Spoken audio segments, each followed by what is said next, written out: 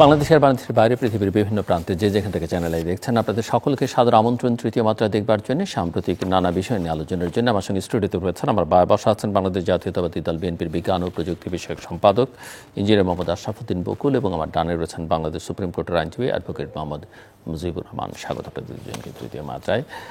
সম্প্রতি BNP national standing কমিটির member mister Salauddin Ahmed প্রধান উপদেষ্টাকে উদ্দেশ্য করে বলেছেন যে আমরা চাই বা তিনি বা তারা চান বা আপনারা চান প্রতিরক্ষা বাহিনীর সঙ্গে প্রধান উপদেষ্টা সুসম্পর্ক বজায় থাকুক। সুসম্পর্কের ঘাটতি কি আছে? ধন্যবাদ আপনাকে এবং আপনার মাধ্যমে আমাদের চ্যানেল তৃতীয় মাত্রার সম্মানিত দর্শক শ্রোতাদের এবং বিজ্ঞ আলোচক, আসসালামু আলাইকুম। আসলে চলার পথে অনেক কিছু হয়, জল্পনা কল্পনা কত কিছু আসে। আমি মনে করি না যে কোনো ঘাটতি আছে, তারপরেও সুসম্পর্ক বা সম্পর্কের সীমারেখা তো আর শেষ নেই, সম্পর্ক তার সম্পর্কের লিমিটও শেষ নেই। সম্পর্ক বৃদ্ধি করলে ভালো, যে পর্যায়ে আছে সেখান থেকে আরও বাড়ানো উচিত আমি মনে করি সেনাপ্রধানের সাথে এবং সামরিক বাহিনীর সাথে, সে সাথে আরও যে অন্যান্য বাহিনী আছে সবার সাথে আমাদের মাননীয় প্রধান উপদেষ্টার সুসম্পর্ক আরও ভালো হোক, এটা আমরা প্রত্যাশা করি এবং আগামী দিনে আমরা মনে করি আরও সুন্দর সম্পর্ক হবে। অ্যাডভোকেট মুজিবুর রহমান, কোথাও সমস্যা দেখতে পান আপনি? রাষ্ট্রের যতগুলো অর্গান তার মধ্যে সেনা বাহিনী তো একটা বড় ভূমিকা নিবে আগামী নির্বাচনে, যেহেতু উনি সব চাচ্ছেন যে একটা ক্রেডিবল এবং সুষ্ঠু নির্বাচনই করবেন। সেক্ষেত্রে আমি মনে করি সম্পর্কের ঘাটতি নেই, তবে রাষ্ট্র পরিচালনার অভিজ্ঞতার ক্ষেত্রে যে প্রবলেমগুলো ইউনূস সাহেব ফেস করেছিলেন শুরু থেকে আজ পর্যন্ত, এর যথেষ্ট উন্নতি হয়েছে এবং সেনাপ্রধান তো নিজেই বারবার গভর্নমেন্টকে সহযোগিতা করার জন্য উনি নিজেকে এক্সপ্রেস করেছেন, বাহিনীর ক্ষেত্রে তিনি কথা বলেছেন। আমার মনে হয় এখানে কোনো সমস্যা নাই। নির্বাচনের ক্ষেত্রে আমাদের সুন্দরভাবে একটা সুষ্ঠু নির্বাচন হবে। সেনাবাহিনী সহ আর্ম ফোর্সেস প্লাস আপনার আইন শৃঙ্খলা রক্ষা বাহিনী যারা আছেন, প্লেস প্রশাসন সকলে মিলেই হেল্প করবেন এই বর্তমান ইন্টারিম গভর্নমেন্টকে একটা সুন্দর সুষ্ঠু নির্বাচন করার জন্য। আমার কাছে এটাই মনে হচ্ছে। আপনি কি মনে করছেন যে একটা সুন্দর সুষ্ঠু নির্বাচন, বা অনেকের মধ্যে এখন মানুষের মধ্যে অনেক সংশয় আছে যে আদৌ শেষ পর্যন্ত ফেব্রুয়ারি মাসে নির্বাচনটা হবে কি না? কারণ যেভাবে সেনাবাহিনী ক্যান্টনমেন্ট নিয়ে বিতর্ক, যেভাবে উপদেষ্টা পরিষদ নিয়ে জামাত অভিযোগ করছে, বিএনপি অভিযোগ করছে, এনসিপি অভিযোগ করছে, জুলাই সনদের বাস্তবায়ন কীভাবে হবে সেটা নিয়ে যেভাবে বিরোধ, সব মিলিয়ে আপনি কি মনে করেন যে খুব একটা ইতিবাচক পথে বাংলাদেশ এগুচ্ছে? আমি বাংলাদেশের রাজনৈতিক ইতিহাসে এই পর্যন্ত 54 বছরের সমস্ত ঘটনা পরম্পরা যেগুলো আমি দেখছি, তাতে বিরোধ আছে, মতবিরোধ আছে, এর প্রতি একটা কনসিস্টেন্স হচ্ছে এবং এভাবে ডেভেলপমেন্টের প্রক্রিয়ার মধ্যে দিয়ে কিন্তু বাংলাদেশ এগিয়ে যাচ্ছে। সে জায়গা দিয়ে এই জুলাই অভ্যুত্থানের মধ্যে কিন্তু অনেকগুলো বৈশিষ্ট্য আছে যেগুলো জনগণের যে আকাঙ্ক্ষা তৈরি হয়েছে, এখানে শুধু ছাত্র নয়, সর্বশ্রেণীর জনগণ, রাজনৈতিক কর্মী, বিশেষ করে মাঠ পর্যায়ে যারা ছিলেন, বিএনপি বলুন, জামাত বলুন কিংবা অন্যান্য সংগঠন, সকলেই কিন্তু এর সাথে ইনভলভ হয়ে গেছেন বিপ্লবের ক্ষেত্রে, যেগুলো অন্যান্য বিপ্লবের ক্ষেত্রে হয় নাই। 90 যেহেতু আমি নিজেই 90 আন্দোলনে সরাসরি জড়িত ছিলাম, সেখানে এভাবে পার্টিসিপেশন ছিল না।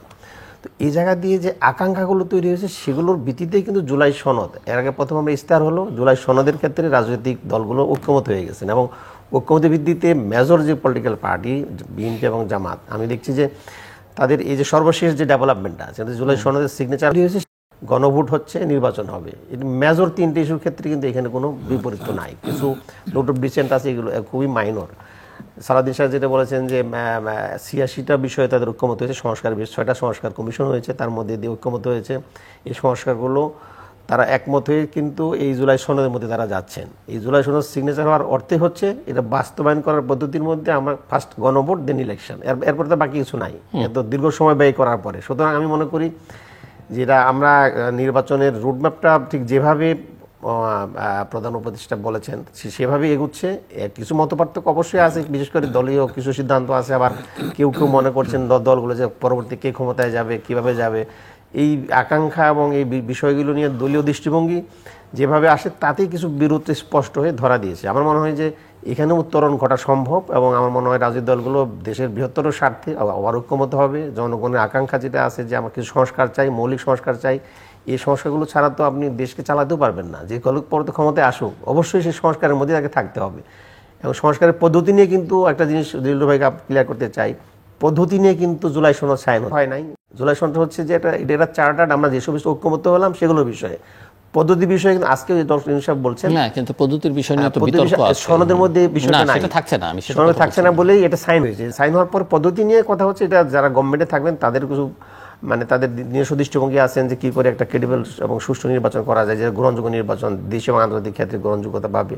এবং এই বিষয়গুলোর মধ্যে আমার মনে হয় না যে, আমার মনে হয় যে ইস্যুগুলো আছে ছোট ছোট, এগুলো খুবই মাইনর, এবং এক্ষেত্রে দলগুলো একত্রিত হয়ে যে ভাবে ঐক্যমত কমিশনে অংশগ্রহণ করছেন এবং তারা যে সংস্কার প্রস্তাবগুলো দিয়েছেন, ঐক্যমত দিয়েছেন, নোট অফ ডিসেন্ট সহ, সনদ সাইন হওয়ার পর পরবর্তী প্রক্রিয়া যাবে। আমার মনে হয় সনদটা এখন বার্নিং ইস্যু, এর পরবর্তীতে বাস্তবায়ন প্রক্রিয়া নিয়ে যে এনসিপি এখন মতবিরোধ করছে যে বাস্তবায়ন প্রক্রিয়া ছাড়া তারা সিগনেচার করবেন না, এটাও হয়ে যাবে এবং খুব শিগগিরই এটা হবে। আমার মনে হচ্ছে যে আমি খুবই আশাবাদী যে কথাটা বলছেন, এবং এছাড়া উপায়ও নাই, যে পরিস্থিতি দেশ যাচ্ছে নির্বাচন ছাড়া তো কোনো বিকল্প আমাদের কাছে সমাধান নাই। সেক্ষেত্রে আমি মনে করি নির্বাচন ফেব্রুয়ারিতে এটা অবশ্যই হবে। সনদ বাস্তবায়ন প্রক্রিয়ার মধ্যে একটু আরও বোধহয় বসতে হবে, আর একটু পরস্পর যদি কাছাকাছি আসেন তাহলে আমার মনে হয় যে এটাও আমাদের মনে হয় সমস্যা দূরীভূত হওয়া সম্ভব। বকুল জি, আসলে বাস্তবায়ন পদ্ধতি নিয়ে যে আলোচনাগুলো হওয়া দরকার, সেটা ধরেন আপনার জুলাই সনদ, আর আমি মনে করি যেহেতু আপাতত 85-86টা পয়েন্টে ঐক্যমত হয়েছেন, আর বাকিগুলো নোট অফ ডিসেন্ট আছে, আমি মনে করি গত এক বছরে মোটামুটি একটা ভালো একটা অবস্থানে চলে গেছে। এবং এখানে দলগতভাবে মেজর দলগুলো যেহেতু সাপোর্ট করেছে, আমি মনে করি যে বিশেষ করে নির্বাচনের স্বার্থে এবং দেশের বৃহৎ গণতান্ত্রিক প্রক্রিয়ার স্বার্থে এবং জনগণের শান্তির স্বার্থে বা মানবিক উন্নয়নের জন্য নির্বাচনটা খুব জরুরি। যদি কোনো দল বা মত প্রকাশ করে বা কেউ যদি মনে করেন গণতান্ত্রিক প্রক্রিয়ায় সে দ্বিমত পোষণও করে, আমি মনে করি যে সবাইকে এগিয়ে আসতে হবে। এই জুলাই সনদ যতটুকুই সম্মত হয়েছেন ততটুকু যদি বাস্তবায়ন করা যায়, তাও আমি মনে করি যে আগের চেয়ে আর অনেক বেটার কিছু হয়েছে, তাই না? কাজে এক বছর যতটুকু সফলতা এসেছে তা বাস্তবায়ন করতে পারলে কিন্তু অনেক কিছু।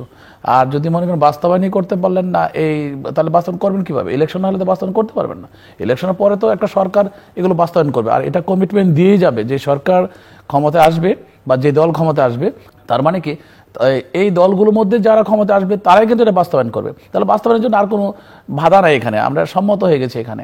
তো আমি মনে করি যে দেশের স্বার্থে এবং দেশের বৃহৎ স্বার্থে, দেশের বর্তমান আর্থসামাজিক প্রেক্ষাপটে, প্লাস যেভাবে মব জাস্টিস হচ্ছে বা দেশের মধ্যে যেভাবে অন্যায় অত্যাচার নির্যাতন যখন তখন হচ্ছে, এগুলোকে ওভারকাম করতে গেলে একটা ইলেকশনের যথেষ্ট প্রয়োজন রয়ে গেছে। আর এই ইলেকশনটা হয়ে গেলে পরবর্তী সেটা বাস্তবায়ন হবে। এই জন্য আমি মনে করি যে প্রত্যেকটা দল তার অবস্থান থেকে কিছু ছাড় দিয়ে হলো সেটা চলে আসবে। আমি মনে করি এখানে দেখেন ইলেকশন প্রক্রিয়াটার জন্য কিন্তু আমরা অনেক দিন ধরে অপেক্ষা করছি। দেখেন আমরা 14তে যেতে পারিনি, 18তে আমরা পারিনি, আবার 24-এও পারিনি, জনগণ ভোট দিতে পারেনি, এবং একটা বিশাল জনসংখ্যা আছে যারা কিনা ভোটার হয়েছে কিন্তু ভোট দিতে পারেনি।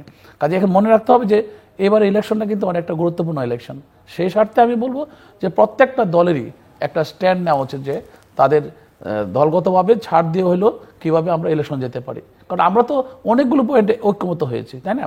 এবং নোট অফ ডিসেন্ট থেকে দেখা যাবে অনেক কিছু আবার চলে আসতে পারে, যে দলটা ক্ষমতা যাবে সেখান থেকে সেগুলোও দেখা যাবে যে আবার কোনো প্রয়োজনের তাগিদে, সমাজের তাগিদে বা সময়ের তাগিদে সেটা নিয়ে আসতে পারে যে পরিবর্তন করার জন্য। তো এই জন্য আমি মনে করি যে কোনো কিছু দিকে যদি আমরা বসে থাকি, তাকিয়ে বসে থাকি যে না আমার এইটা না হলে আমি যাব না, ওইটা না হলে আমি করবো না, এটা আসলে কিন্তু দেশের জনগণকে আবার একটা অনিশ্চয়তার দিকে ঠেলে দেওয়া। আমি মনে করি এটা কোনো দলগতভাবে কেউ করবে না। যদি দল কেউ চায় দেশের জনগণের শান্তি, দল যদি কোনো দল যদি চায় দেশের গণতন্ত্র, সুবিচার, তাহলে সেই ক্ষেত্রে তাকে অবশ্যই এগিয়ে আসতে হবে। কারণ 86 পয়েন্টে ঐক্যমত হওয়া এটা অনেক কিছু। সেক্ষেত্রে আমি মনে করি যে আসলে আমরা একটা ভালো একটা অবস্থানের দিকে চলে যাচ্ছি, এবং সেই ক্ষেত্রে আমাদের সবাইকে ঐক্যমত হয়ে আগামী দিন বাস্তবায়নের জন্য এগিয়ে যাওয়া দরকার। ইলেকশন একটা বিষয় দেখা যাচ্ছে যে ইলেকশনটা তো করবে সরকার, কিন্তু সরকারের নিরপেক্ষতা নিয়ে, উপদেষ্টাদের ভূমিকা নিয়ে সব রাজনৈতিক দলই প্রশ্ন তুলছে। বিএনপির মতো তুলছে, এনসিপির মতো তুলছে। এনসিপি তো এটাও বলছে যে তারা সেফ এক্সিটের জন্য বিভিন্ন রাজনৈতিক দলের সঙ্গে যোগাযোগ শুরু করেছে। জামাত নেতা মিস্টার তাহের বলেছেন যে তাদের কাছে কল রেকর্ড আছে উপদেষ্টারা কী কী ষড়যন্ত্রে লিপ্ত। সো এরকম একটা সরকার কিভাবে একটা নির্বাচন ভালো করবে? আমি এখানে ধরেন এই সরকার যে প্রবলেমগুলো ক্রিয়েট করেছেন বা সরকারের কিছু কিছু উপদেষ্টা যে প্রবলেম ক্রিয়েট করেছেন, আমার মনে হয় যে আমাদের ডক্টর মোহাম্মদ ইউনূস সাহেব উনি নিজেই পারবেন, এতদিন চালে আসতে পারছেন, একটা ধ্বংসস্তূপ থেকে দেশটাকে এই পর্যায়ে নিয়ে এসেছেন এবং জুলাই সনদের একটা অবস্থান নিয়ে আসছেন যেখানে নাকি আমার মনে এন্ডিং পয়েন্ট মনে করি। তো সেক্ষেত্রে যে কমপ্লেন আসছে কিছু কিছু উপদেষ্টার বিরুদ্ধে, আমার মনে হয় যে এটা সংশোধন উনি করে নিয়ে আসবেন। আর যেমন আমরা আমাদের দল থেকে বারবার বলছি যে উপদেষ্টাগণ যে মাঝে মাঝে যে ধরনের ভূমিকা পালন করছেন, নির্বাচনটা সুষ্ঠু হয় কিনা এটা নিয়ে একটা কনফিউশন আছে। এবং আমরা দেখলাম যে ক্ষমতার রদবদল, মানে পদের রদবদল, কাকে কোন জায়গায় ট্রান্সফার করা, কাকে কোন দায়িত্ব দেওয়া, এগুলো নিয়ে অনেক প্রশ্ন সৃষ্টি হয়েছে। আমাদের স্ট্যান্ডিং কমিটির সদস্য সালাউদ্দিন সাহেব উনি বলেছেন অলরেডি। তো আমার মনে হয় যে সরকারের কাছে আমরা যেগুলো তুলে ধরেছি, সরকার যদি সেগুলো সমাধান করে এবং নিরপেক্ষতা দেখাতে পারে, তাহলে কিন্তু নির্বাচনটা সুষ্ঠু হবে। কারণ অবাধ সুষ্ঠু নির্বাচনের জন্য সরকারের নিরপেক্ষতা অনেক গুরুত্বপূর্ণ বিষয়। এই জিনিসটা মাথায় নিয়ে আমাদের প্রত্যেকের কমপ্লেন নেওয়া হোক এবং সেখানে নিরপেক্ষতার জন্য কাকে কোন জায়গায় বসালে, কোন দায়িত্ব দিলে এবং সেটা নিরপেক্ষ থাকবে, সেটা কিন্তু সরকারকে দেখতে হবে। অথবা তত্ত্বাবধায়ক সরকার ফর্ম করে যদি সরকার আবার তত্ত্বাবধায়ক সরকারের মতো আচরণ করে, তত্ত্বাবধায়ক সরকারের মতো নীতি বাস্তবায়ন করে সরকার যদি দেখাতে পারে, তাহলে কিন্তু সরকারের একটা আমি মনে করি এই পৃথিবীর ইতিহাসে একটা সুন্দর একটা নিরপেক্ষ নির্বাচন হয়েছে বলে তারা বলতে পারবে। আদারওয়াইজ একটা বলে না যে যার শেষ ভালো তার সব ভালো। এখন সব কিছু করলেন, জুলাই সনদ করলেন, এভরিথিং ভালো করলেন, কিন্তু ইলেকশনটা করলেন আপনি গিয়া পক্ষপাতদুষ্ট, তাহলে কিন্তু হবে না। কাজেই নির্বাচনটা যাতে পক্ষপাতহীন নিরপেক্ষ হয়, সেই জন্য কিন্তু ডক্টর মোহাম্মদ ইউনূস সাহেব এবং তার উপদেষ্টা পরিষদের অনেক দায়িত্ব রয়ে গেছে। এখানে পাশ কাটি গেলে হবে না, কার পক্ষপাত নিলে হবে না। আর আমি মনে করি যারা সেফ এক্সিট চাচ্ছে বলে কথাবার্তা বলছেন, আমি মনে করি ওরা যদি ভালো কাজ করেন, একটা নিরপেক্ষ নির্বাচন দেন এবং একটা ভালো সরকার গঠিত হয়, সেক্ষেত্রে সেফ এক্সিটের কোনো চিন্তা করার প্রয়োজন নাই। আমি মনে করি যদি দেশে সুশাসন থাকে, দেশে যদি একটা গণতান্ত্রিক পরিবেশ থাকে, একটা ভালো দল আসে জনগণের ভোটের মাধ্যমে, তখন দেখা যাবে যে সুশাসন বাস্তবায়ন হবে। এখানে যদি কেউ কোনো উপদেষ্টা খারাপ করে কিছু করে থাকে, সেটা তো তার বিচার হতেও পারে, কিন্তু এই ক্ষেত্রে সেফ এক্সিট দিয়ে কি করবে? এক্সিট তো বেগম জিও এক্সিট খুঁজে নেননি কখনো, বা সে সুযোগ চাননি। কাজে এক্সিট নিয়ে চিন্তা করার কোনো প্রয়োজন নেই। আপনারা সুষ্ঠু নির্বাচন দেন, স্বাধীনভাবে জনগণ ভোট দিতে যান এবং সুন্দর একটা সরকার গঠিত হোক, এটাই হবে আপনাদের সেফ এক্সিট। মুজিবুর রহমান, আমার বক্তব্য স্পষ্ট।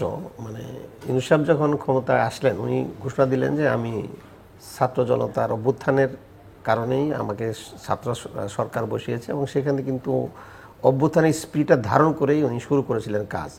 এবং পরস্পরের প্রতি আস্থা, তারপর তার শ্রদ্ধাভাজন যে অ্যাটিটিউডগুলো ছিল, বক্তব্য ছিল, তাতে কিন্তু জনগণ, রাজনৈতিক দলগুলো তার আস্থাই ছিল। কিন্তু শুরু হয়ে গেল রাজনৈতিক বিরোধটা। এখানে লন্ডনে যখন প্রোগ্রামটা উনি করলেন, করার পর থেকেই পরস্পরের মধ্যে একটু সন্দেহ দানা বেঁধে উঠলো যে কীভাবে একটা দলের প্রতি উনি নিয়ে গেলেন, কীভাবে নিয়ে যাওয়ার পর থেকে এই বিশ্বাস অবিশ্বাসের দোলাচাল চলছে এখন পর্যন্ত। এবং যেটা আপনি প্রশ্ন করলেন, এই জায়গা দিয়েই কিছু সমস্যা তৈরি হয়েছে।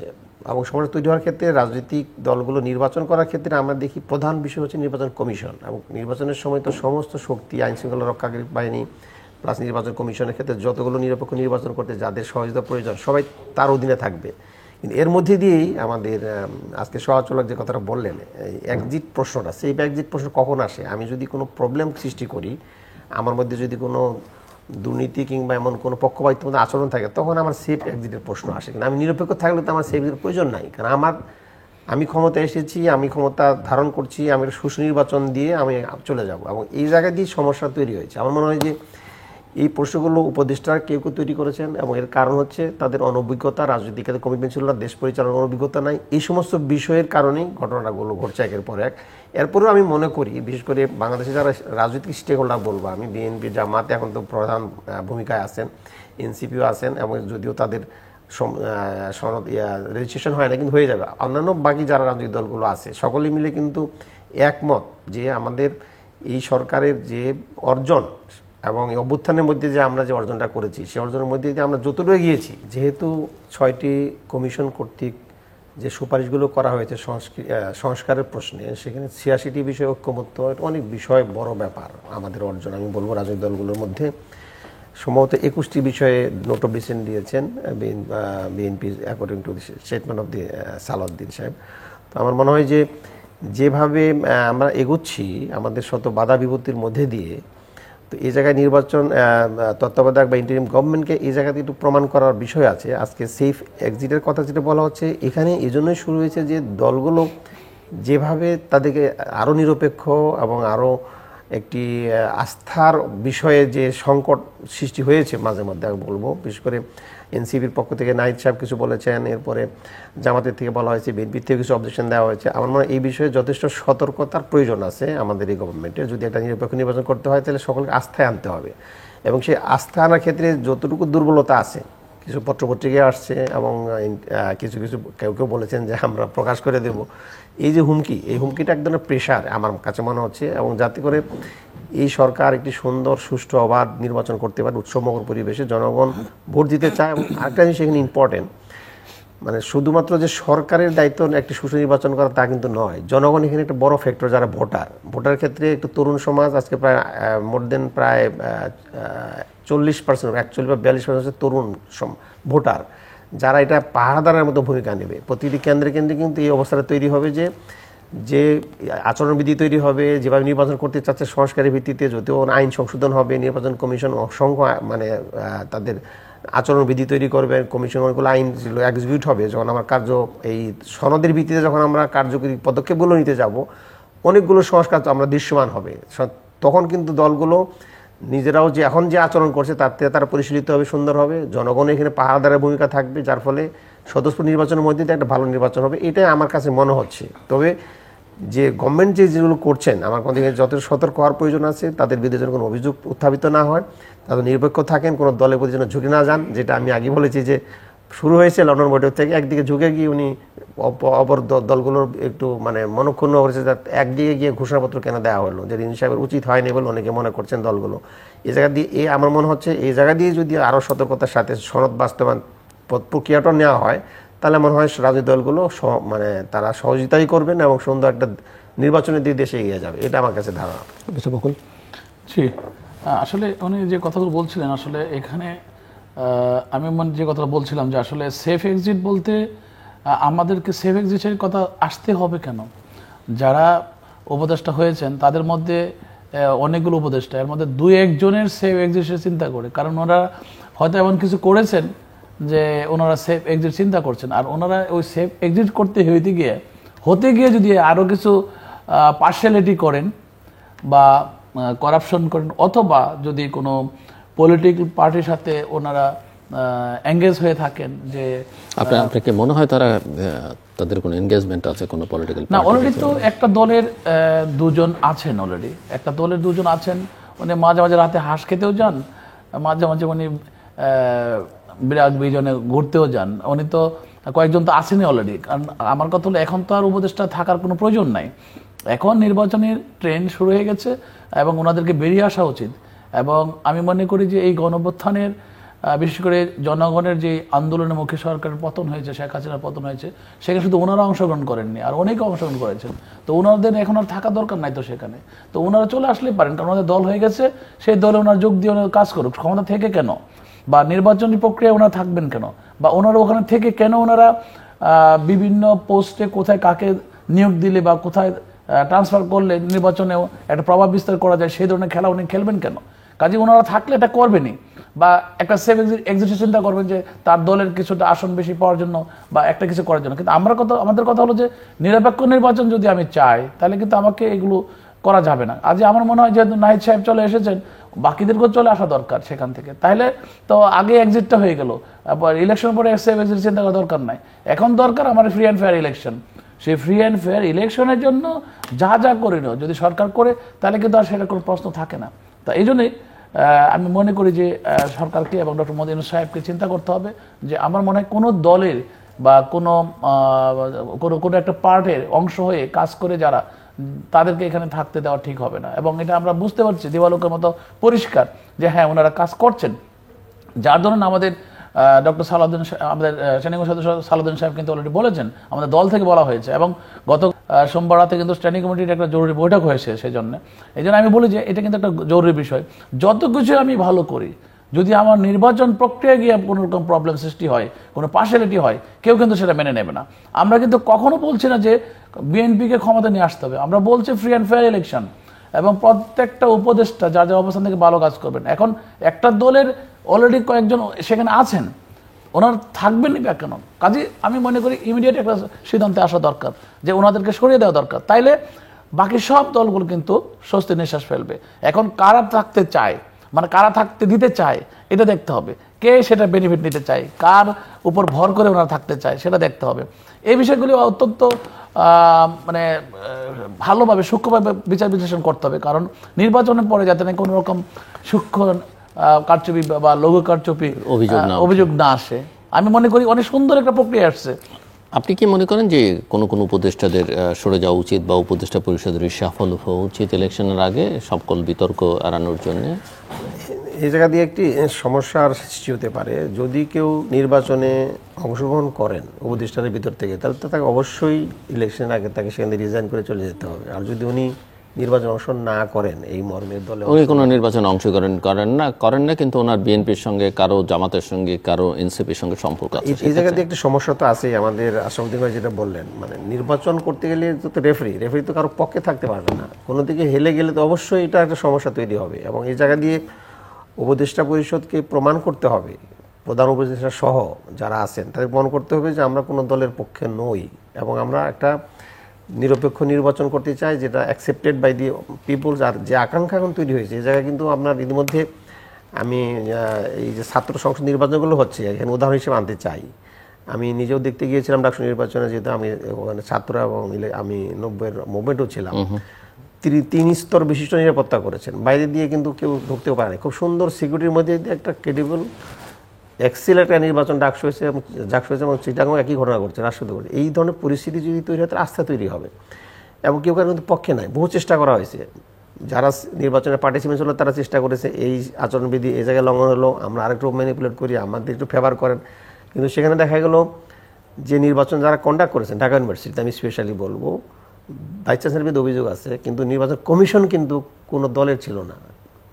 তার অভিযোগ আছে যে সেখানে তারা যখন এই অভিযোগগুলো আসে তখন তারা বলেছেন যে সাদা দল, যেটা বিএনপি এবং জাতীয়তাবাদী ইসলামিক শক্তির একটা ফোর্স ঢাকা ইউনিভার্সিটিতে প্রচলিত সাদা দল, ওখানে এরা আছেন হচ্ছে 8 জন, আর নীল দল যারা আওয়ামী লীগ বা পতিত স্বৈরাচারের সমর্থক হিসেবে পরিচিত, এরকম থেকে 2 জন নিয়েছেন।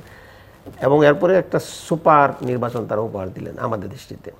তো এই ধরনের নির্বাচন যতই থাকুক আমাদের তো দল থাকবেই, দলের প্রতি অনুকম্পা থাকবে, ভোট। আমি যদি ইলেকশন কমিশনে যাই, আমার ব্যক্তিগত ভোট আছে না, আমি তো কাউকে দেবো, কিন্তু তার মানে এই না যে আমি দলের প্রতি হেলে যাব, দলকে ইনক্লাইন হবো, আমি তার প্রতি সাপোর্ট করবো। এটা যদি করি তাহলে তার নির্বাচন করাই সম্ভব হবে না। সুতরাং আমি বলছি নির্বাচন কমিশনের সাথে নির্বাচনকালীন সময়ে যারাই সম্পৃক্ত হবেন, উনি যে দলেই থাকেন, যে মতের অনুসরণ করেন, যেটাই পছন্দ করেন না কেন, সুন্দর এবং সুষ্ঠু নির্বাচনের সাথে তাকে আইনের প্রতি শ্রদ্ধাশীল হতে হবে, নিরপেক্ষ হতে হবে, তার কোনো বায়াস হওয়া চলবে না। এবং এই জিনিসগুলো আস্তে আস্তে যেহেতু সময় আছে এটা হবে, কারণ আমরা তো এরকম নির্বাচন করেছি, আমাদের তো এরকম না যে আমরা কিছুই করি নাই। আমরা 91 নির্বাচন করেছি, 2096 হয়েছে, 2001 হয়েছে, যদিও 8 নিয়ে আমাদের অনেক বিতর্ক আছে, কিন্তু মেকানিজমটা দিয়ে ইন্টারনালি হয়েছে অন্যরকম, কিন্তু বাইরে দিয়ে তো বোঝা গেছে না এটা একটা সুষ্ঠু নির্বাচন হচ্ছে। এই যে অভিজ্ঞতাগুলো, এগুলো তো আমাদের জন্য ইনস্ট্যান্স, এবং অফিসারগুলো এখনো আছে। আর আওয়ামী লীগ যে 3টা নির্বাচন করলো, এই 3 বছরের মধ্যে বাছাই করে আমি যতটুকু জানি, আমার কাছে ইনফরমেশন আছে যে ইলেকশন কমিশন সিলেক্ট করেছে প্রিজাইডিং অফিসার, পোলিং অফিসার কারা হবে। এটা নেওয়ার পরে যখন নির্বাচন কমিশন সিলেক্ট করে ফেলে, দলীয়ভাবে আবার তাদেরকে ডেকে নিয়ে আলাদাভাবে বলেছে এই কাজ করতে হবে, যেটা পেশে আসে নাই, জানতো না কেউ। এই সিস্টেমটার ফলেই কিন্তু এই দুর্নীতি এবং এই যে ভোটারবিহীন নির্বাচন দেখেছে, তার আর প্রয়োজন নাই। কেন্দ্রে ভোটার উপস্থিতি কেন কম, তারা জেনে গেছে আগে থেকে কীভাবে পাস করবে। সুতরাং এই অবস্থাগুলো আমাদের ব্যাড এক্সপিরিয়েন্স, গুড এক্সপিরিয়েন্স দুইটাই আমাদের আছে। সুতরাং আমরা যদি মনে করি যে আমরা একটা সুষ্ঠু নির্বাচন করব, তাইলে অবশ্যই এই যে কথাগুলো এখন উঠছে সেফ এক্সিট, এই শব্দটাই এদের রাখা চলবে না। আমরা সেফ এক্সিট কেন চাবো? আমরা তো নিরপেক্ষ, আমরা তো চাই একটা এই জাতির আশা অনুযায়ী যে প্রত্যাশা তৈরি হয়েছে, যে সংস্কারগুলো হয়েছে বাস্তবায়ন করবো। আমরা কারোর পক্ষে না, আমরা দেশের জনগণের পক্ষে। বাংলাদেশ হচ্ছে আমার দেশ, এখানে ইনক্লুসিভ নির্বাচন হবে, সেই জায়গায় কোনো ধরনের বায়াস হওয়ার কোনো সুযোগই নাই। যদি হয় তাহলে তো নির্বাচন হবে না। সুতরাং আমি বলবো যে তত্ত্বাবধায়ক সরকারকে প্রমাণ আরও দিতে হবে, যেটা সুন্দরভাবে শুরু হয়েছিল, কিছুটা ব্যত্যয় হয়েছে আমি মনে করি, এবং এক্ষেত্রে কিছুটা হেলে গিয়েছেন কেউ, কোনো উপদেষ্টার বিরুদ্ধে অভিযোগ আছে যেগুলো এখনো প্রকাশিত হয় নাই। বিশেষ করে তার সাহেব যে কথাটা বললেন, এটা যদি সত্যি হয়ে থাকে তাহলে এটা খুবই আশঙ্কাজনক। আমি বলবো, আমি মনে করি যে নির্বাচনকালীন সময় এখন থেকে জুলাই সনদ বাস্তবায়ন এত নিরপেক্ষ সুন্দরভাবে ওনারা করবেন যাতে ইউনূস সাহেবের যে ইমেজটা ছিল সেটা নষ্ট না হয়, এবং তাকে সহযোগিতা করবেন, অন্য উপদেষ্টা থাকবেন। কোনোভাবে তাদের দুর্নীতি না করলে তো আর সেভিংসের প্রশ্ন ওঠে না। কোনো ধরনের যদি ওনারা ক্ষমতার অপব্যবহার করে না থাকেন, তাহলে কেন আমি সেভিংসের প্রশ্ন? আমি তো দেশের জনগণের জন্য, আমি 17 কোটি বা 18 কোটি মানুষের জন্য। সুতরাং এই কথাগুলো বুকে ধারণ করে ওনারা ক্ষমতা নিয়েছেন, সেই স্পিড ওনারা বাস্তবায়ন করবেন, তাহলে একটা সুন্দর জিনিস আমাদের সৃষ্টি হবে। যে অভিজ্ঞতা আমরা বিগত তত্ত্বাবধায়ক সরকার দিয়ে আমরা কিন্তু সৃষ্টি করেছিলাম, সেই জিনিসগুলো আবার এই দেশে পুনর্বহাল হবে। দেশের মানুষ শান্তিতে এবং নিরপেক্ষভাবে 5 বছর পর পর নির্বাচনের একটা অভ্যাস তাদের তৈরি হবে, আমরা একটা সুষ্ঠু বাংলাদেশ গড়ে তুলতে পারবো। এই আকাঙ্ক্ষায় কিন্তু জনগণের মধ্যে তৈরি হয়েছে। আমরা চাই যে তত্ত্বাবধায়ক সেটা চালু করুক। মিস্টার বকুল, রাজনীতিতে এখন নির্বাচনকে সামনে রেখে নানা রকমের মেরুকরণ সমীকরণ আমরা দেখতে পাচ্ছি। নতুন নতুন রাজনৈতিক শক্তির উত্থান বা পুরনো শক্তির নতুন শক্তি সঞ্চয়। সো বিএনপি এই বিষয়গুলোকে কিভাবে দেখছে? মানে যেটা হয়তো অভ্যুত্থানের পরপর মনে হচ্ছিল সবটাই বিএনপির, এখন সিনারিও অনেকেই মনে করেন খুবই ভিন্ন। আসলে অভ্যুত্থানের পরে বিশেষ করে বিএনপি তো গত 3টা নির্বাচনে ওনাদের প্রত্যেকটা নির্বাচনে কিন্তু ক্ষমতা আসার একটা পরিবেশ ছিল, যে এমন জনপ্রিয়তা ছিল যে 2014-তে নির্বাচনে অংশগ্রহণ করতে দিলে কিন্তু হয়ে যেত যদি নিরপেক্ষ নির্বাচন দিত। দেখা গেছে যে ভোটবিহীন হয়ে গেছে, 153 জন পাস করছেন। আবার দেখা গেছে যে 18-তে কি হলো, আমরা যেমন দিনে ভোট রাতে হয়ে গেছে। যদি ফেয়ার ইলেকশন হতো তখনও সংখ্যাগরিষ্ঠতা পেত বিএনপি। আবার 24-এ দেখলাম পুরা খালি মাঠ, যারা ডামি ইলেকশন করলেন। এখন কথা হলো যে 3টা ইলেকশনে পাশাপাশি সরকার বিরোধী যে আন্দোলন, যে ফ্যাসিস্টের বিরুদ্ধে আন্দোলন করেছে, এই যে একটা আকাঙ্ক্ষা সৃষ্টি হয়েছে মানুষের মধ্যে, সেই জন্য 5ই আগস্টের পরে যেহেতু আন্দোলন সংগ্রামী বিএনপি ছিল, বিএনপির প্রায় 447 জনের মতো নিহত হয়েছেন, প্রায় 1,500 মতো মতো আহত হয়েছেন, আর অনেক আহত হয়েছেন 15,000 মতো। তো সেই হিসাবে সর্বমূল্যে যদি আমরা 20,000 22,000 মতো আহত হয়েছে। তো আমি মনে করি যে এখান থেকে একটা যে আন্দোলনের স্পিরিট বা অর্জন, সেখানে বিএনপির অংশগ্রহণটা অনেক বেশি। আমরা দেখেছি যে সাধারণ মানুষের মধ্যে অনেক মৃত্যুবরণ করেছে, এবং অন্যান্য দলের অংশগ্রহণটা বা তাদের মধ্যে শহীদ হওয়াটা খুব কম পেয়েছে। এক কথায় মানুষের যে চাহিদা, সেই চাহিদা অনুযায়ী আন্দোলন সংগ্রাম থেকে কিন্তু রাজপথের থেকে বিএনপিতে রক্ত জড়িয়েছে। এখন মানুষের চাহিদা আছে। এখন এই মুহূর্তে আমরা যেটা অবজার্ভ করছি, বিএনপি যতটুকু মনে করে যে অন্যান্য দলের কিছু অংশগ্রহণ আছে, এককভাবে তো বিএনপি অংশগ্রহণ করে একক দল হয়ে গেলে তো এটা হবে না, আরও তো জনগণ আছে। তো বিএনপির একটা সমর্থন যদি থাকে 50%, বাকি 50% কোথায় যাবে? 20% না হয় ইলেকশন আসবে না, তারপর তো আরও 30% থেকে যায়। তো এটা তো একটা অংশ। সেই অংশের সাথে যদি আবার যেমন আওয়ামী লীগ যোগ হয় তাদের সাথে, যেমন আমি গতকাল দেখলাম সিরাজগঞ্জের এক জামাতের নেতা বলছেন যে আমরা আওয়ামী লীগের ভোট আশা করি, আওয়ামী লীগের সাথে তারা একটা লিয়াজো মেনটেন করে চলছে। বিএনপি কিন্তু কখনো কোথাও কোনো জায়গায় এগুলো করছে না। বিএনপি সবসময় বলছে যারা ভালো মানুষ তাদের ভোট আমরা আশা করি, সেটা হওয়া দেওয়ার হোক, আওয়ামী লীগ, জাতীয় পরে জামাত, যেখানকার হোক, ভালো মানুষদের ভোট আমরা আশা করি, কারণ আমরা কোনো খারাপ কিছু করিনি বা করবো না, ভবিষ্যতে হবে না। তো এই পরিপ্রেক্ষিতে আমি মনে করি যে বিএনপির এখনকার যে বর্তমান অবস্থান আছে, যেটা নাকি 5 আগস্ট থেকে পরবর্তী 2-3 মাস কিন্তু কিছুটা ফ্লপ করছিল। কেন? বিভিন্ন অভিযোগ দেখলাম আমরা যে বিভিন্ন রকমের আইডি দিয়ে মিথ্যা অপপ্রচার হয়ে গেছিল। একটা দল দেখলাম যে বট বাহিনী হিসেবে নাম পেয়ে গেছে, এবং যখন তখন মিথ্যাচার করে করে ফেসবুকে দিচ্ছে। তখন জনগণ যখন জেনে গেছে যে ঘটনাগুলো আসলে সত্য না, মিথ্যা অপপ্রচার করা হচ্ছে। আপনি দেখেন একটা দলের আমি দেখলাম যে তারা কন্টিনিউয়াসলি প্রতিনিয়ত বিএনপি যখন কোনো ভালো কাজ করে তাকে ঢাকা দেওয়ার জন্য আরও 2-1টা অপপ্রচার চালায়, কয়েকদিন পর দেখা যায় যে মিথ্যাচার হয়। তো একটা দল এটা করে টিকে থাকে, তার দল তাকে সমর্থন করছে।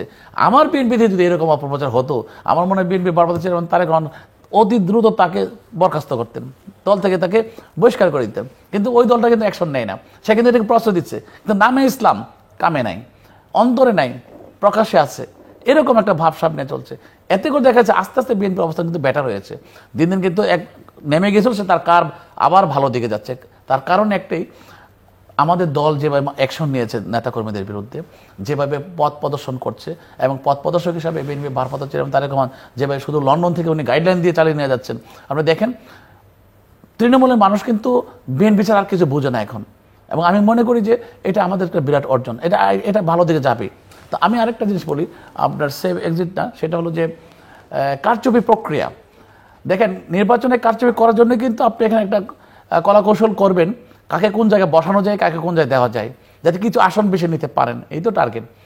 আমরা লক্ষ্য করি যে আমার নির্বাচন এলাকার রশিদি বাজার রায়পুরাতে যে জামাতের লোকেরা তাদের লোকদেরকে বিভিন্ন পোলিং অফিসার প্রিজাইডিং অফিসার করার জন্য তারা লিস্ট দিয়ে বসে আছে, আমরা জানি না, আমরা কিন্তু বুঝি না। তারপর আমরা যখন খবর পেলাম দৌড়ায় গেলাম। তার মানে কি ওনারা ওই তৃণমূল থেকে একেবারে টপ লেভেল পর্যন্ত কাকে কোন জায়গায় বসালে কারচুপি করতে পারবেন, কাকে কোন জায়গায় বসালে ওনারা নির্বাচনের ফলাফলটাকে উল্টাতে পারবেন বা অন্যরকম কিছু করতে পারবেন, সেই কারচুপিতে ব্যস্ত। আমরা কিন্তু কোনো চিন্তা করছি না, আমরা জনগণের কাছে যাচ্ছি লিফলেট নিয়ে, 31 দফা সংস্কার নিয়ে, কীভাবে রাষ্ট্রকাঠামো মেরামত করবো, কিন্তু তারা ব্যস্ত ওই দিক দিয়ে। তখন আমরা গেলাম, গিয়ে আমরা দেখতে পেলাম যে এই জিনিসগুলো হচ্ছে। তারপর আমরা বললাম নো, এটা হতে পারে না, আপনারা নিরপেক্ষ লোক দিয়ে ইলেকশন করান। কারণ আমাদের অনেক লোক আছে নিরপেক্ষ, যারা school teacher, high school teacher, আর পুলিং যারা হয় তাহলে প্রাইভেট স্কুল এবং কিন্ডার গার্ডেন। তাহলে দেখা গেছে কিন্ডার গার্ডেন অনেক আছে আমাদের ধরেন এনটি পার্টির, কিন্তু সেগুলো ঢুকে যদি আমরা নির্বাচন প্রক্রিয়াকে নষ্ট করে ফেলি তাহলে হবে না। এই জন্য আমি বলবো নির্বাচন কমিশনকে টপ টু বটম একেবারে পোলিং অফিসার পর্যন্ত কারা সেখানে দায়িত্ব পাচ্ছে প্রত্যেকটা একেবারে যাচাই বাছাই করে কিন্তু নিরপেক্ষ লোক বসাতে হবে। আমরা কিন্তু কোনোদিন বলিনি যে আমার দলের এই টিচারটাকে বসান আপনি, আমরা বলি নিরপেক্ষ, কিন্তু একটা দল কিন্তু বারবার চাই আমার লোকটা বসান, আমার লোকটা বসান। কেন? কারচুপি করার জন্য। আমরা তো কারচুপি হতে দেবো না, আমরা অতন্ত্র প্রহরীর মতো আমরা দাঁড়িয়ে থাকবো যাতে কারচুপি না হতে পারে। মিস্টার মুজিবুর রহমান, আপনার প্রশ্নটা ছিল বিএনপির কেন? আমার প্রশ্ন ছিল নানা সমীকরণের কথা বলছি, মেরুকরণ, নতুন নতুন শক্তির উত্থান, যেমন এনসিপি এখনো রেজিস্ট্রেশন হয়নি কিন্তু আলোচনার মধ্যে, বা সরকার তাকে একটা প্রধানতম গুরুত্বপূর্ণ রাজনৈতিক দল হিসেবে মনে করে। জামায়াতের অনেকে মনে করেন যে জামায়াত এখন বিএনপিকে আলোচনা করতে হলে জামাত নিয়ে করতে হচ্ছে, জামাত বিএনপি নিয়ে করতে হচ্ছে, এরকম একটা পরিস্থিতি তৈরি হচ্ছে। সেটা এই জায়গার মূল কারণটি আমার কাছে যেটা স্পষ্টই মনে হয়, আমি যতটুকু এই লাইনে পড়াশোনা করেছি তাতে মনে হচ্ছে গণ অভ্যুত্থানের বিষয়টি বিএনপি শুরুতে ধরতে পারেন নাই। এর মূল কারণ হচ্ছে মির্জা ফখরুলের যে স্টেটমেন্ট ছিল যে আমরা এর সাথে জড়িত না, এটা ছাত্রদের আন্দোলন শুরু হলো এখান থেকে। এবং পরবর্তীতে দেখা গেল যে যারাই টিভি টক শোতে এসেছেন বা বক্তব্য দিয়েছেন, বিভিন্ন জায়গায় সেমিনারে কথা বলেছেন, স্পেশালি কয়টা বক্তব্য উল্লেখ করতে হবে। আমাদের মির্জা আব্বাস বলেছেন যে আমরা ক্ষমতা গেলে সংস্কার কিছুই না, এগুলো ছুঁড়ে ফেলে দেব। দুদুভাই তো এদেরকে নিয়ে তুচ্ছতা ছিল, খারাপ মন্তব্য করলেন যে একবারে পেশাব করে দিলে সমুদ্রে ভেসে যাবে। ফজলুর রহমান সাহেব বারবার এদেরকে বলছেন যে এরা রাজাকারের বাচ্চা যারা করছে। এই যে বিষয়গুলো, এগুলো শুধু একা না, আরও কয়েকজন আছেন, আমি নাম এগুলো মেনশন সময়ের অভাবে। এই বিষয়গুলো থেকে কী প্রমাণ হচ্ছে? প্রমাণ হচ্ছে যে জুলাইয়ের যে চেতনা, এটাকে তারা বুঝতে ব্যর্থ হয়েছেন। জুলাইয়ের কি আকাঙ্ক্ষা তৈরি হলো, কেন ছাত্র দিল, এটিতে অতীব সত্য কথা এটা যে আমরা 16 বছরের রাজনৈতিক দলগুলো একত্রিত একটা প্ল্যাটফর্মে আসতে পারেন নাই, এটা তাদের ব্যর্থতা। এক দফায় তো আসা উচিত ছিল যে আমরা হাসিনা পতন চাই। ছাত্ররা কোটার থেকে এক দফায় আসলো এবং তাদের নেতৃত্বে যদি অসংগঠিত কোনো সংগঠন ছাড়া এবারে বিপ্লব হয়ে গেল, সেটাকে যেভাবে অনার এবং রেসপেক্ট নিয়ে ধারণ করা উচিত ছিল বিএনপিকে, সেটা করতে পারে নাই বিএনপির নেতৃবৃন্দ। তৃণমূল পর্যায়ের বিএনপি কিন্তু রক্ত দেওয়া আন্দোলনকে সামনে এগিয়ে নিয়ে যাওয়া, বুক চেয়ে মানে বন্দুকের সামনে থাকা এবং সংগ্রাম করা ছাত্রদের সাথে তৃণমূল পর্যায়ের সমস্ত বিএনপি নেতাকর্মীরা ছিল, যার সাথে নেতৃবৃন্দের কানেকশনটা আমার মনে হয় ডিসকানেক্ট ছিল, অথবা তারা বুঝতে পারেন নাই, যার ফলে এই ধরনের বক্তৃতা তারা করেছেন পরবর্তীতে। এটাই বিএনপির মূল কারণ যে তাদের জনপ্রিয়তা হ্রাস হওয়ার মূল কারণ। এবং একের পর ওই কথাগুলো বলছেন, বলতে গিয়ে বিএনপি একের পর এক দেখা যাচ্ছে যে ছাত্রদের বক্তব্য এক আর আমাদের নেতাদের বক্তব্য আরেক রকম, সেটা মিলছে না। এবং এখনও স্টিল আমি কিছু নেতার এবং যারা টকশোতে আসেন কথা বলছে আমি খেয়াল করি, ঠিক আমার কাছে মনে হচ্ছে যে 24-এর যে আকাঙ্ক্ষাটা তৈরি হয়েছে, এটা কিন্তু 54 বছরের নিষ্পেষিত নির্যাতনের ফলে ফ্যাসিস্ট তো একভাবে তৈরি একদিনে তৈরি হয় নাই। ফ্যাসিস্ট তৈরি করার জন্য সিস্টেমগুলোকে তারা কলাপস করতে হয়েছে। কোনো প্রতিষ্ঠান, এই যে সেনাবাহিনীর ভিতরে আপনি একটা কথা বললেন, নির্বাচন কমিশন, কোনো সাংবিধানিক প্রতিষ্ঠান বলেন বা স্কুল কলেজের ছোটো ছোটো প্রতিষ্ঠানগুলো ধ্বংস করে দিয়ে ফেলছে। এখন এখানে নির্বাচন যে করবে, যদিও আমরা অগ্রসর হচ্ছি, আশাবাদী হচ্ছি, কিন্তু একটা সমস্যা তো অবশ্যই আছে যে নিরপেক্ষ লোক কোথায় খুঁজে পাবো আমরা? যেটা বেগম জামাল বলেছিলেন, পাগল এবং কে শিশু ছাড়া তো নিরপেক্ষ হয় না, কথা তো কিছুটা সত্যের মধ্যে আছে। নিরপেক্ষ আসতে গেলে আমাকে আগে প্রমাণ করতে হবে যে আমি নিউট্রাল। আওয়ামী লীগের কাছে আমি শিখলাম যে ইলেকশন ইঞ্জিনিয়ারিং বলতে একটা শব্দ আছে। আগে আমি রাজনীতি ক্ষেত্রে, আমি রাজনীতির ছাত্র, আমি জানি না যে ইলেকশন ইঞ্জিনিয়ারিং কাকে বলে। একবারে শুরুতে শেষ অনেকগুলো ঘটনা আছে এর মধ্যে নির্বাচন ম্যানিপুলেট করার মতো। তো এই বিষয়গুলো কখন হবে? যখন আমি যে দল যে মতেরই থাকি না কেন, আমি আইনের প্রতি শ্রদ্ধাশীল থাকবো, দেশকে ভালোবাসবো, দলের ঊর্ধ্বে আমি দেশকে দেবো, আমি দেশের স্বার্থ দেখবো। এই যে মানসিকতা যদি আমার মধ্যে তৈরি না হয়, দলের মধ্যে তৈরি না হয়, আমি আমার ইচ্ছা মতো দলটাকে নির্বাচনের কাজ যে কোনো উপায় হোক আমি ক্ষমতায় যাবই। ক্ষমতায় থাকবই, এই মানসিকতাই তো আমাদের পতনের মূল কারণ। তা নাহলে তত্ত্বাবধায়ক সরকার তো সংবিধানের সন্নিবেশিত ছিল, বিচারপতি খায়লোকে দিয়ে একটা প্রকাশিত রায়কে ম্যানিপুলেট করে উনি বিচারপতি থেকে রিটায়ারমেন্টের পরে আবার রায় দিলেন, যাকে আজকে উনি জেলে আছেন। এই অবস্থা একজন শিক্ষিত একজন প্রধান বিচারপতির পক্ষে সম্ভব? এটা কল্পনার বাইরে আমাদের। তো এই জিনিসগুলো তৈরি হয়েছে। তো এগুলো যেখানেই ছিলাম আমরা, লোভে পড়ে হোক কিংবা আমাদের এই ফ্যাসিজমের সহকারী হিসাবে হোক, আমরা করেছি। এবং এই করার মধ্যে দিয়েই তো আমাদের পতনগুলো হলো। এই পতনটাকে বিএনপি বুঝতে হবে যে কি কারণে এই জিনিসগুলো সৃষ্টি হয়েছে, এটা বুঝতে আমার মনে হবে। আবার যদি সেই একই পদ্ধতি বিএনপি চিন্তা করে যে তাড়াতাড়ি নির্বাচন দেন, ক্ষমতায় যাচ্ছে, আমরা দেশ চালাবো, দেশ চালাবেন কীভাবে? আপনাদের তো প্রতিষ্ঠান লাগবে, নির্বাচন, সুষ্ঠু নির্বাচন, কারণ অনেকগুলো নির্বাচন হবে, স্থানীয় সরকার নির্বাচন হবে, তখন এই প্রতিষ্ঠানটি চালাতে পারবো না আমরা।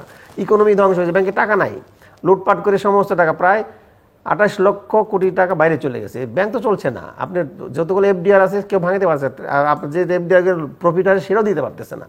এই অবস্থায় যারাই ক্ষমতায় আসবেন তাহলে এগুলো চিন্তা করতে হবে। তো একবার সংস্কার ছাড়াই যদি হঠাৎ করে ক্ষমতায় আপনি চলে যান, কিছু যদি এই কাজগুলো, যে আমার সাথে এখানেই আপনার এই টেবিলে আমি কামরুজ্জামানের সাথে যখন আমি আলোচনা করছি, আমার যে দেশে চালাতে গেলে কিছুটা সংস্কার তো লাগবে, সংস্কার ছাড়া ইনসাফ যদি এর করে যেতে পারতেন ভালো হতো। যেই ক্ষমতায় আসবে তার মহা একটা সংকটে পড়ে যাবেন, কোনো প্রতিষ্ঠান সিস্টেমেটিক ওয়ার্ক করতেছে না, ইউনিভার্সিটিগুলো আর করতেছে না। যদিও নির্বাচনের মাধ্যমে একটা সিস্টেম ডেভেলপ করছে শিক্ষা প্রতিষ্ঠানগুলো, যে তারা জ্ঞান গবেষণার দিকে ফিরে যাবে, ছাত্র রাজনীতির ক্ষেত্রে সেই আগেকার সেই বৈশিষ্ট্যগুলো তারা পরিহার করে নতুনভাবে একটা রাজনীতি তারা গড়ে তুলবে। এভাবে কিন্তু জনগণের মধ্যে একটা আকাঙ্ক্ষা তৈরি হয়েছে এবং লিড করবে রাজনৈতিক দল। এই দলগুলো যদি এই জিনিস বুঝতে না পারে যে আমরা একটা সংস্কার শুধু না, আমরা আমূল একটা পরিবর্তন চাই, যার মাধ্যমে কোনোভাবেই স্বৈরাচার আর মাথা চারা দিয়ে উঠতে পারবে না। এবং আমাদের নির্বাচন হবে 5 বছর পর পর, সেখানে সিস্টেমেটিক ডেভেলপ করবে। এর মধ্যে যদি 3-4টা নির্বাচন হয়, আমার মনে হয় আমাদের দেশের যে সুশাসনের কথা আমরা বলি সেটা আমরা পাবো। তো সেই ক্ষেত্রে বিএনপির জনপ্রিয়তা হ্রাসের মূল কারণ হচ্ছে, আমি মনে হয় লিডিংয়ে যারা আছেন তারা ধরতে পারেন নাই যে আকাঙ্ক্ষা তৈরি হয়েছে। এই সমস্যার মূল কারণটা কোথায়, কেন এক দফায় আসলে একটা কোটা বিরোধী আন্দোলন, এখনো তারা রিয়েলাইজ করতে পারেননি বলে আপনি মনে করেন? এই কারণ এই তাদের যে আমাদের সহচরক আশরাফুদ্দিন ভাই যেটা বলেন যে কার নিম্নগামী হয়েছে, মূল কারণ ছিল এটা না। উনি তো বলছেন নিম্নগামী হয়ে আবার উপরে উঠছে, ওঠা শুরু হয়েছে। না, এর ক্ষেত্রে জামাত যে ক্ষেত্রে যতটুকু কার্ভকে তারা ডেভেলপ করতে পারলো, বিএনপি সেই তুলনায় অনেক পিছিয়ে আছে, যার কারণে কিন্তু সমস্যা তৈরি হয়েছে। এখন যে কথাগুলো বলছেন, অনেকে জামাতকে প্রতিদ্বন্দ্বী হিসেবে আসছে, কেন আসছেন? জামাত ওই কথাগুলো অ্যাড্রেস করছে। জামাতের যে আমির, আপনি খেয়াল করুন কথাগুলো বলে, যে কথাগুলো জুলাইয়ের আন্দোলনের ছেলেরা কথা বলে, যে ভাষায় কথা ওরা বলছে, যে অ্যাটিচিউডে কথা, যে আকাঙ্ক্ষা তৈরি, সে কথাগুলো বিএনপি না এখন বলতে পারছে না। এটা বলতে পারলে আমার মনে হয় গ্যাপটা দূর হয়ে যেত এবং যে কার্ভটা নিম্নগামী হয়েছে সেটা উচ্চগামী হবে, আবার ঊর্ধ্বগামী হবে। এবং সে জায়গা দিয়েই জামাতের এই পপুলারিটি বাড়ার কারণ হচ্ছে এইটাই, যে জায়গা যে আকাঙ্ক্ষা তৈরি, সে আকাঙ্ক্ষার মধ্যে দিয়ে কিন্তু আমরা বিএনপিকে দেখতে পাই নাই। আসলে আমাদের নেতাকর্মীরা যে যাই বলুক, বিশেষ করে আমাদের বিএনপি ভারপ্রাপ্ত চেয়ারম্যান তারেক রহমান সাহেব যে কথাগুলো বলেন, এটি আমাদের শেষ কথা। আমাদের নেতাকর্মীরা অনেকে অনেক কিছু বলেন, আমরা শুনি, কিন্তু দেখা গেছে যে যেই কথাগুলোর সমালোচনা আপনারাও করেন, আমরাও করি মাঝে মাঝে, যে এই কথাটা বলা ঠিক হয়নি। এবং আমাদের বিএনপির ভারপ্রাপ্ত চেয়ারম্যান কিন্তু সেটা আবার চ্যালেঞ্জ করেন এবং সেটা নিয়ে অনেক কথাও বলেন, এবং উনি তখন পাল্টা কিছু কথা বলেন। আপনি দেখেন, আপনি যে কথা বলেন মির্জা ফখরুল ইসলাম আলমগীর সাহেবের কথা, যে এইটা আমাদের আন্দোলন নয়, ছাত্রদের আন্দোলন, তারপরে কিন্তু বিএনপির ভারপ্রাপ্ত চেয়ারম্যান তারেক রহমান সাহেব কিন্তু আবার সমর্থন দিলেন তাদের আন্দোলনকে। তাদের আন্দোলন, ছাত্র আন্দোলনকে সমর্থন দেওয়ার পরে কিন্তু ফখরুল সাহেব অ্যারেস্ট হলেন, রেজভী সাহেব অ্যারেস্ট হলেন, আব্বাস সাহেব হলেন, আমির খসরু সাহেব হইলেন, এবং তৃণমূলের প্রায় 36,000 লোক কিন্তু অ্যারেস্ট হয়ে গেল। এবং আমাদের কাদের সাহেব যে মন্ত্রী, উনি কি বললেন, যে এই আন্দোলনটাকে বিএনপি হাইজ্যাক করে নিয়ে গেছে। প্রকাশ্যে বলেছেন উনি, কিন্তু বলেছেন কেন বলেছেন, উনি বুঝতে পেরেছেন যে বিএনপি একটা টেকনিক অবলম্বন করে কিন্তু আন্দোলন সরাইছে। আপনি যে কথা বলছেন যে সরাসরি বলা, কখনো কখনো আছে যে একটু ডিফেন্সে না থেকে অফেন্সে থেকে কাজ করতে হয়। কখনো মুখে বলবো একটা, করবো আরেকটা। আমি বলছি ছাত্রদের সাথে আমি না, কিন্তু আমি নিজে কিন্তু আমার লোক নামিয়ে দিয়েছি রাস্তায়। আমি যখন একটা কনস্টিটিউশনকে ধারণ করি, আমি জানি আমাকে নির্দেশ দেওয়া হচ্ছে তুমি লোক নামাও। কিন্তু এখানে উনি বলছেন কিন্তু যে এটা তো ছাত্রদের আন্দোলন, কিন্তু আমরা কাজ করছি সেভাবে। আবার যখন সমর্থন দিয়ে দিলেন সরাসরি, তারপর দেখা গেল অ্যারেস্ট হলো, মামলা হলো। এরপর দেখা গেল যে যেই আমরা নামলাম, আমাদের লোকগুলি নামলো, আমাদের নেতাকর্মীদের নামতে উনি নিষেধ করেছেন, যে আপনারা অ্যারেস্ট হয়ে গেলে আপনারা নেতৃত্ব দিবেন কিভাবে। উনি কখন নামতে বললেন, যখন এক দফা দিকে ট্রান্সফার করতে পারলাম আমরা। এই জন্যই আমরা বিএনপির ভারপ্রাপ্ত চেয়ারম্যান তারেক রহমান সাহেবকে মাস্টার মাইন্ড বলা হয় কেন, আমাদের ডক্টর শফি সাহেবও বলছেন যে উনি এই আন্দোলনের মাস্টার মাইন্ড। কারণ যখন 2018 সনে এটা নিয়ে আন্দোলন হচ্ছিল, ডক্টর আমাদের যে বিভিন্ন করছিল, তখনও কিন্তু উনি আমাদের ডক্টর মামুন সাহেব, ঢাকা ইউনিভার্সিটির যারা টিচার, ওনাদের টেলিফোন করে বলছিলেন এবং টেলিভিশন প্রচারিত হয়েছিল যে এই ছাত্রদের আন্দোলনটা আমি যুক্তিসঙ্গত মনে করি, আপনারা কি মনে করেন? হ্যাঁ, আমরা যুক্তিসঙ্গত মনে করি, তাহলে আপনারা তাদেরকে সাহায্য করেন। তার মানে এটা কি, উনি কিন্তু অনেক আগে থেকে পিছনে আছেন। আপনি যে কথা বলছেন, হ্যাঁ, আমরা অন্যদের মতো সেটাকে তেমন ফোকাস করতে পারিনি, বা বিভিন্ন ফলস আইডি দিয়ে, ফেক আইডি দিয়ে আমরা এটাকে আরো বেশি ফোকাস করব, সেই দিকে আমরা নাই। আমরা ছিলাম তৃণমূলের সাথে। আপনি দেখেন নৌসেন জেলখানা কারা খালি করেছিল? এই যে বাংলাদেশের প্রথম জেলখানা যেটা নাকি খালি করা হয়েছিল, এটা কারা করেছিল? আপনি দেখেন তো। আর জামাতের 2টা লোক খুঁজে পান কেনা সেখানে। 926 জনের মধ্যে 1 লোক খুঁজে পান কেনা জামাতের মারা গেছে। তাহলে সারা বাংলাদেশে মারা গেল কারা? বিএনপি। ওই যে আলেমুল্লাহ মারা, কবি মাদ্রাসা 71 জন মারা গেছে কারা? সাধারণ জনগণ। তাহলে আন্দোলনটা করলো কারা? জামাতটা করলো কোন জায়গায় থেকে? ওই ফাঁক দিয়ে কিন্তু সুযোগ নেওয়ার সুবিধা চেষ্টা করছে। কারণ সেনাপ্রধান ওনাকে ডেকে নিয়ে আসছেন, এটা শেখ হাসিনার ফর্মুলা যে রাষ্ট্রবিরোধী বা 71 সনের বিরোধী যারা ছিল তাদের ডেকে আগে আনো, যাতে পরবর্তী মানুষ বুঝে যে না, শেখ হাসিনা ভালো ছিল। একটা টেকনিক।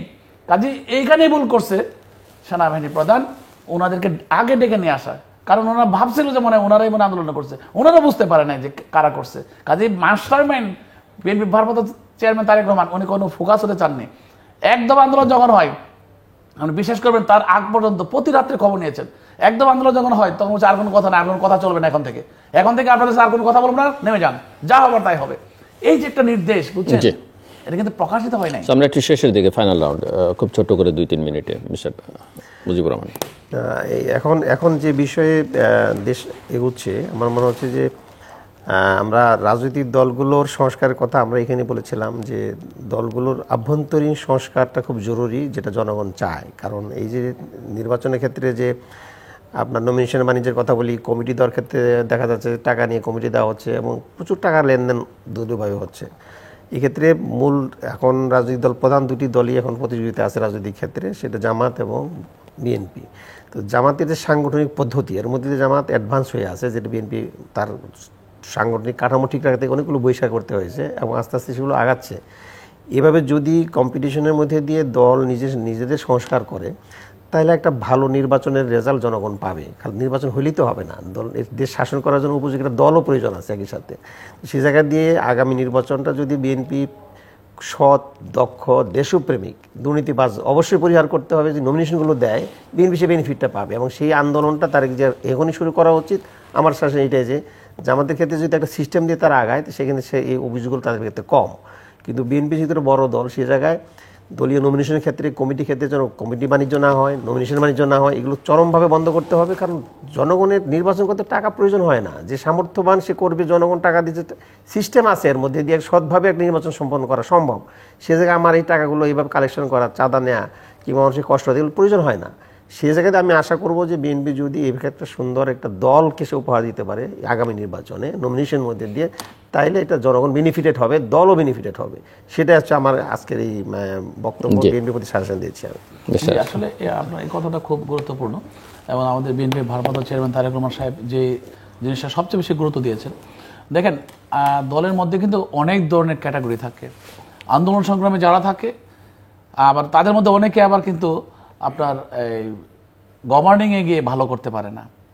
কেউ আছে গভর্নিং ভালো করে, কেউ আছে টেবিল টক ভালো করে কিন্তু বক্তব্য ভালো পারে না, কেউ আছে রাজনৈতিক কার্যকলাপ ভালো পারে কিন্তু সে তার প্রাতিষ্ঠানিক কাজ ভালো করতে পারে না। এই জন্য উনি এই ইলেকশনটাকে একটা চ্যালেঞ্জিং হিসেবে নিয়েছেন, যে যারা উচ্চশিক্ষিত, অভিজ্ঞ এবং রাজপথে ছিল, আন্দোলন সংগ্রামে ছিল, সেখান থেকে বাছাই করে তরুণ সমাজের মধ্যে নেতৃবৃন্দকে সিলেক্ট করছেন। এবং আমরা এই পর্যন্ত যা দেখছি, আমি মনে করি যে আমাদের বিএনপিতে আপনি দেখবেন যে আমাদের যে প্রয়াত নেতা যারা আছেন, তাদের ছেলেমেয়েরা প্রত্যেকে হাইলি এডুকেটেড এবং পলিটিশিয়ান, এবং বর্তমানে যারা আছে ছাত্র নেতা বেশিরভাগই কিন্তু তারা পলিটিশিয়ান এবং তারা রাজপথে ছিল। এবং আমি মনে করি সততার ভিত্তিতে এবং যোগ্যতার ভিত্তিতে এবং মানুষের মানবতার বা মানবিক এবং সামাজিক মূল্যবোধের ভিত্তিতে যেভাবে উনি সিলেক্ট করতেছেন, এখন আমরা 200 আসনের জন্য উনি যেভাবে সিলেক্ট করছেন বা ওনার বক্তব্য আমরা যা শুনছি, আমি মনে করি যে স্মরণকালের সেরা পার্লামেন্ট হবে এবার, যদি বিএনপি ক্ষমতা আসতে পারে। এবং আপনারা এটা দেখবেন, এটার কারণটা হলো যে আমরা তো এখন ধরেন বিভিন্ন এলাকায় দেখছি কারা কারা আসতে পারে, কার যোগ্যতা মাপকাঠিতে একটা যে জরিপগুলি হচ্ছে, আমরা দেখছি কার পাশে কে আছে।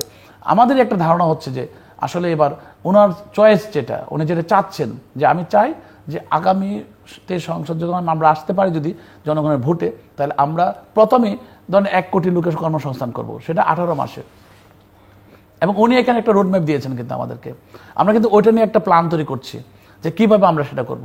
ক্ষমতায় না এসে কিন্তু উনি দেখেন দলের ভিতরে যে সংস্কার আছে, দলের ভিতরে যে কেউ যদি দলের কাঠামো থেকে বেরিয়ে চলে যায় বা কোনো রকম ব্যাপাস কোনো কথা বলে ফেলে, তাকে তো শোকজ করছেন। পাশাপাশি আমি মনে করি উনি ক্ষমতায় আসলে উনি এমনভাবে পরিচালনা করবেন, অসততা বলতে কোনো থাকবে না, এবং প্রত্যেকটা পয়েন্টে পয়েন্টে উনি পুঙ্খানুপুঙ্খভাবে প্রত্যেকটা কাজের হিসাব নেবেন। এটা হলো ওনার থিম। আর বিদেশের মাঠে থেকে উনি যেভাবে নাকি পর্যবেক্ষণ করছেন এবং ওনার যে অভিজ্ঞতাটা বেড়েছে, আমরা তো মনে করেন ওনার সাথে কথা বলে বা মিটিং করলে আমরা বুঝতে পারি যে আমরা সারাদিন যা বলি উনি এক কথায় তা বুঝে ফেলে, এরকম ওনার একটা দক্ষতা চলে এসেছে। কারণ 18 ঘন্টা পরিশ্রম করেন এবং দীর্ঘ 17 বছর এক টেবিলে বসে, এক টেবিল এক চেয়ারে বসে উনি কিন্তু কাজ করে যাচ্ছেন কন্টিনিউয়াসলি, এবং দেশে বাইরের সাথে। কাজে অনেকেরই অনেক ধারণা কীরকম হয়, তবে আমি বলতে পারি আজকে এখানে আপনার কথার সাথে একমত হয়ে, হ্যাঁ, বিএনপি যদি তার সিলেকশন ভালো করে এবং সঠিক লোককে সঠিক জায়গায় দিতে পারে, আর জনগণ তখন তার ভোটটা যে সঠিকভাবে দিতে পারে নিরপেক্ষতার সাথে, এবং সেই জন্য সরকারের নিরপেক্ষতা দরকার আছে। এবং ওই যে বললাম না, প্রিজাইডিং অফিসার থেকে ওই সর্বোচ্চ মহল পর্যন্ত যদি একটা চেইন অফ সিস্টেম থাকে যেখানে নিরপেক্ষতা থাকে, সেটা একটা গুরুত্বপূর্ণ বিষয়। তাহলে আমার মনে হয় যে সুন্দর একটা নির্বাচন হবে এবং পার্লামেন্টে ভালো হবে। আগামী সংসদ যখন আসবে তখন কিন্তু এই যে আপনি দেখতেছেন যে জুলাই সনদ, এটা বাস্তবায়ন করবে কারা? যারা এটার পক্ষে আছে, যারা এটাকে ভালোভাবে নিচ্ছে তারাই। এখন যদি কারচুপির মাধ্যমে কেউ আসে, সে তো সারা জীবন কারচুপি করবে, তার জন্ম হবে আপনার কি বলবো অবৈধ, সে তো অবৈধ কাজ করবে। তো এই জন্য আমি বলবো যে নির্বাচনটা আমাদের শেষ ফসল, যার শেষ ভালো তার সব ভালো, এবং ডক্টর মোহাম্মদ ইউনূস সাহেব সেই সুন্দর কাজটি করবেন। এবং আমাদের বিএনপি ভারপ্রাপ্ত চেয়ারম্যান তারেক রহমানও নির্বাচনের মনোনয়নটা উনি সেই ভালো লোকগুলি দিবেন, যাতে জনগণ ভোটে এসে সুন্দর সংসদ করতে পারে। রাজনীতিকে যেন ব্যবসা মনে না করে কেউ, তাইলেই জনগণ উপকার পাবে। দর্শক, অনুষ্ঠানের শেষ প্রান্তে আমরা সামাজিক যোগাযোগ মাধ্যম ফেসবুক, এক্স এবং ইউটিউবে তৃতীয়মাত্র লাইভ স্ট্রিম হচ্ছে, আপনারা দেখতে পারেন। টেলিভিশনের পর্দায় দেখতে না পারলে যে কোনো সময় যে কোনো স্থান থেকে ইউটিউবে তৃতীয়মাত্র চ্যানেলটি সাবস্ক্রাইব করে পর্ব বা পুরোনো পর্বগুলো আপনারা দেখতে পারেন। অ্যাডভোকেট মোহাম্মদ মুজিবুর রহমান এবং ইঞ্জিনিয়ার মোহাম্মদ আশরাফুদ্দিন বকুল, অসংখ্য ধন্যবাদ এই আলোচনা অংশ নেবার জন্য। দর্শক অনেক বিষয় নিয়ে আলোচনা করেছেন, কিন্তু মূল 3টে কথা ওনাদের, যেটা হচ্ছে যে রাজনীতিটা যেন কারো কাছে ব্যবসা না হয়, নির্বাচনের আগে বা নির্বাচনের পরে। রাজনৈতিক দলের ভেতরে অনেক রকমের সংস্কার খুব জরুরি। আমরা রাষ্ট্রীয় পর্যায়ে নানা সংস্কারের কথা বলছি, কিন্তু এই সংস্কার যারা বাস্তবায়ন করবে তাদের ভেতরে সংস্কার না হলে, এবং বিশেষ করে তাদের মনস্তত্ত্বের সংস্কার না হলে সেই সংস্কার হবে না। আরেকটা সব কথা শেষ কথা বা মূল কথা, এই মুহূর্তে বাংলাদেশের সামগ্রিক বাস্তবতায় একটা নির্বাচন খুব জরুরি। তবে সেই নির্বাচন অবশ্যই অবাধ, সুষ্ঠু, গ্রহণযোগ্য, অংশগ্রহণমূলক এবং অন্তর্ভুক্তিমূলক নির্বাচন যেন হয়। আমাদের সঙ্গে থাকবার জন্য অসংখ্য ধন্যবাদ। আপনাদের সবার জন্য শুভকামনা।